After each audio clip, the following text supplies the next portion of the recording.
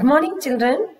Today we are going to learn the second lesson of your geography, that is globe. Let us start. Learning objectives. To understand the four cardinal directions, to learn about the shape of the earth, to understand about the model of the earth, the globe, to understand the significance of lines of latitudes and longitudes, to know how standard time is calculated around the world. First, let us know about the directions. The directions on the ground are always shown with respect to the north. If you know the north, then it is easy to find the other directions, namely south, east and west. These are the four cardinal directions. We know that the sun rises in the east and sets in the west. If we stand facing the sun in the morning, then we face the east. The west is towards our back. The left hand points towards the north and the right hand points towards the south. We should always keep this in mind. Okay, children? What are the four cardinal directions? North, south, east, west. Sun rises in the east. Is it clear? This is Earth. Earth is also called as the living planet. We live on the planet Earth, which is found third from the sun. That is, it is the third planet. Since the earth is huge and we live on a very small area, we are not able to see the earth as a whole. But when we travel to space, we can see the earth as a whole. So, in order to see the shape of the earth as a whole and to know its unique features, a three-dimensional shape of the earth was created with a specific scale. That is called as globe. You all know that earth rotates on its imaginary axis.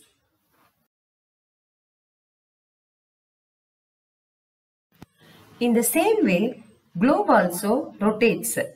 To study about continents and oceans, we need globe. Our globe looks blue color. Why? Because most of our earth surrounds with water. That is, 71% of our earth is covered with water and 29% of our earth is covered with land.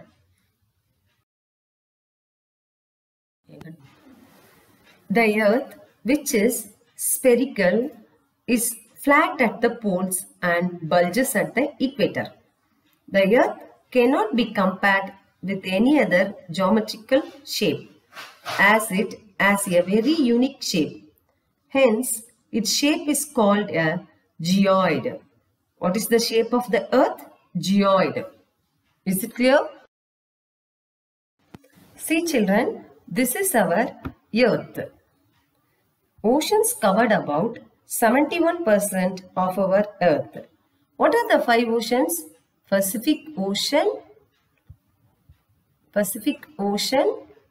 then Atlantic Ocean, Indian Ocean, Southern Ocean and Arctic Ocean. These are the five oceans. And land, that is the green color part, are continents. Okay, land, that is continents, covered about 29%. What are the seven continents? Asia, Europe, North America, South America, Africa, Australia and Antarctica. Okay? Do you know, children? The surface area of the earth is 510.1 million square kilometers. You all know that earth rotates on its imaginary axis. The earth moves around the sun. It also rotates from west to east on its axis at an inclination of 23.5 degree. The globe is also inclined at an angle of 23.5 degree. The axis is an imaginary line. It is not actually found on the earth. Is it clear? Do you know, children? The first globe was created by the Greeks in the year 150 AD or CE. The Indian astronomer Aryabhatta I, as mentioned in his book Aryabhatta Siddhanta, the stars in the sky seem to move towards the west because of the Earth's rotation on its axis. Now, let us see about the lines on the globe. There are imaginary lines which are drawn on the globe horizontally and vertically to find a location and calculate distance and time. These imaginary lines are called lines of latitudes and longitudes. Okay? These are the imaginary lines drawn on the earth. Come children, let us learn about it. Do you know, children? Ptolemy, a Greco-Roman mathematician, astronomer and geographer, was the first person to draw the lines of latitude and longitude on a map.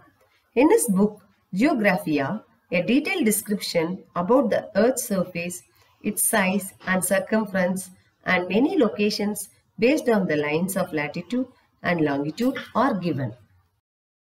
First, we will learn about latitudes.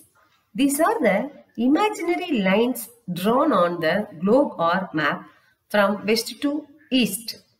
Okay, children?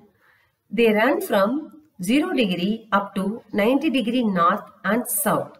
They are parallel to each other and are called as parallels of latitudes. The 0 degree line of latitude, which divides the earth into two halves, is known as the equator. From the equator, parallel lines are drawn towards the north and south poles at equal intervals. The latitudinal extent between 1 degree line of latitude on earth is 111 kilometers. Is it clear? Since the earth is geoid shaped, the length of the lines of latitude decreases from the equator towards the south and north poles. The 90 degree north and south poles are not found as lines but as points. Is it clear? The lines of latitude that are drawn horizontally between the equator and north pole are called northern latitudes, and those which are found between the equator and the south pole are called southern latitudes. The lines of latitude consist of 89 parallels in the northern hemisphere and 89 parallels in the southern hemisphere. One at the equator and the two poles are found as points. Totally, there are 181 parallels found on Earth. Do you know, children? The equator is the longest of all lines of latitude. Hence, it is also known as the Great Circle, which is called as the Great Circle, the equator. That is 0 degree. Okay. Now, let us learn about Northern Hemisphere. This image shows the Northern Hemisphere. That is the shaded part, which is in blue color. Okay. See, children, the area of the earth found between the 0 degree equator to 90 degree north is called the Northern Hemisphere. This is Northern Hemisphere. That is 0 degree equator to 90 degree to the North Pole. Okay. So, the area of the earth found between the equator 0 degree and the North Pole 90 degree is called the Northern Hemisphere. Is it clear, children? Now, let us see about the continents located in the Northern Hemisphere. Okay. Asia, Europe, North America and half part of Africa and small part of South America are located in the Northern Hemisphere. Okay. Based on the latitudinal extent, In which hemisphere is India located? Where is India? See, India is here. India is in Asia. So, India is in which hemisphere? India is located in the northern hemisphere. This is northern hemisphere. Is it clear? Now, let us see about southern hemisphere. Southern hemisphere is located to the south side of the globe. This is southern hemisphere. That is the shaded part. This blue color shaded part is southern hemisphere. Is it clear, children? Listen, children. The area of the earth from the equator, that is the 0 degree, to the south pole 90 degree south is called the southern hemisphere. So the area from the equator 0 degree to the south pole 90 degree to the south is called southern hemisphere. So the location of any country or place is based on this division of the hemisphere. Is it clear? Now let us see about the continents which are located in the southern hemisphere. Okay, see children, what are the continents located in the southern hemisphere?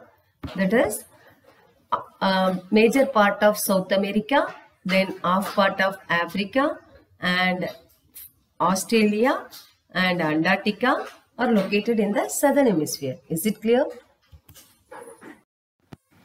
The earth rotates on its axis at an inclination of 23.5 degree. It also revolves around the sun while rotating. Based on the angle at which the sun rays fall on the earth, certain lines of latitude gain significance. These are the important lines of latitudes. That is equator, Tropic of Cancer, Tropic of Capricorn, Arctic Circle and Antarctic Circle. Now, let us see about the important lines of latitudes. Okay, children, shall we start? See, this is the important line which is drawn in the middle. Okay, this is called as equator.